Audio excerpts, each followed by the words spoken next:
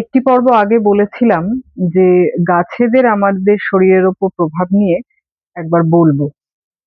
বেশ কিছু গবেষণার কথা এবং একজন বিজ্ঞানীর কথা।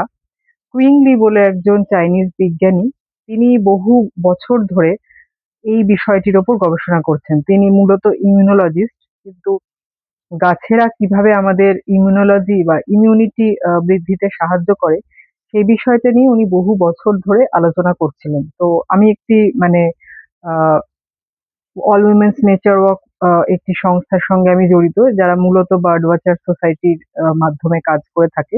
তো তাদের সঙ্গে বেশ কিছু নেচার ওয়াকে আমি গেছিলাম। একাধিক নেচার ওয়াকে আমি গেছিলাম, কলকাতার মধ্যেই তারা মাঝে মাঝে পরিচালনা করে থাকে। তো তাদেরই একজনের সূত্রে এই বিষয়টি সম্পর্কে আমি জানতে পারি, এই ভদ্রলোকের সম্পর্কে। কুইংলি বলে, তিনি বেশ কিছু মানুষজনের ওপর পরীক্ষা নিরীক্ষা করে দেখেছেন যে বড় বড় রেইন ফরেস্টের যে গাছগুলি, তার মধ্যে দিয়ে যদি আমরা দিনের পর দিন হাঁটি, মানে জাস্ট স্ট্রোল করে যাই, তাহলে তাদের থেকে, গাছগুলি থেকে বেশ কিছু অদৃশ্য কেমিক্যাল বেরোয়, যারা স্কিনের মাধ্যমে আমাদের শরীরের মধ্যে প্রবেশ করে, আহ শ্বাস প্রশ্বাসের মাধ্যমেও করে, তারপর লাং এবং ব্লাড স্ট্রিমে গিয়ে তারা আমাদের ন্যাচারাল কিলার সেলস বা এনকে সেলস এর সংখ্যা বাড়ায়। এবং এটাও পরীক্ষার মাধ্যমে দেখা গেছে যে তারা ক্যান্সার প্রতিরোধেও সাহায্য করছে। তো এটি একটি খুব গুরুত্বপূর্ণ বিষয়, কারণ আমরা তো এরকম আহ হেঁটে হেঁটে কখনো জঙ্গলের মধ্যে দিয়ে যাই না খুব বেশি। আমরা সাধারণত জিপে যাই বা জঙ্গল সাফারিতে যখন যখন আমরা যাই, তখনও গাড়ি ব্যবহার করি। কিন্তু আমরা সেভাবে গাছের মধ্যে দিয়ে, বড় বড় গাছের মধ্যে দিয়ে আমরা হেঁটে বেড়াই না।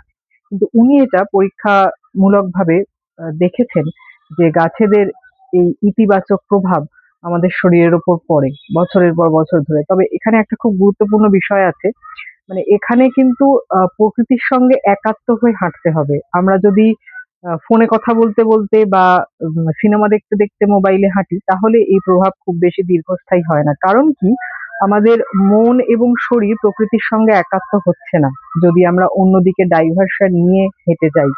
সেক্ষেত্রে প্রভাব অত বেশি দেখা যায় না, উনি এটাও বলেছেন।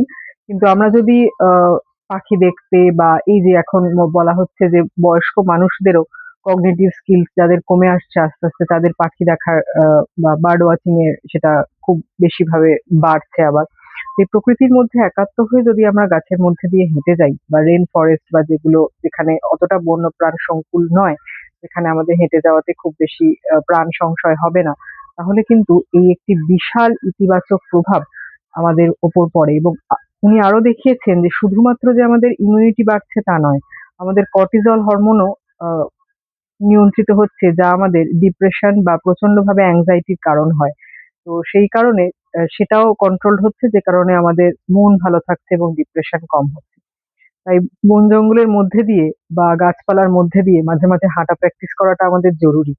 আমরা এখন মলে যাই সময় পেলেই, কিন্তু গাছপালাও যে আমাদের ওপর ইতিবাচক প্রভাব রাখছে, শুধুমাত্র যে আমাদের অক্সিজেন দিচ্ছে তা নয়, আমাদের শরীরের ইমিউনিটি বাড়াতেও কিন্তু সাহায্য করছে। নেটে সার্চ করলেই এই ভদ্রলোক সম্পর্কে দেখতে পাবেন। আমিও সেইভাবেই জেনেছি, এবং তার প্রচুর গবেষণাপত্র আছে বিভিন্ন জার্নালে এই বিষয়ের ওপর, সেগুলোও আমরা পড়ে দেখতে পারি। এই ছোট একটি ইতিবাচক বিষয় অনেকদিন ধরেই ভাবছিলাম শেয়ার করব, সেটি আজকে করলাম।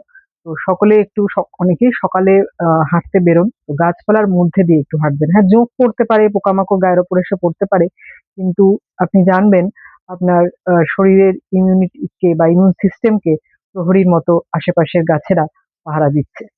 ভালো থাকবেন। আবার নতুন কোনো বিষয় নিয়ে পরের পর্বে আসবো। নমস্কার।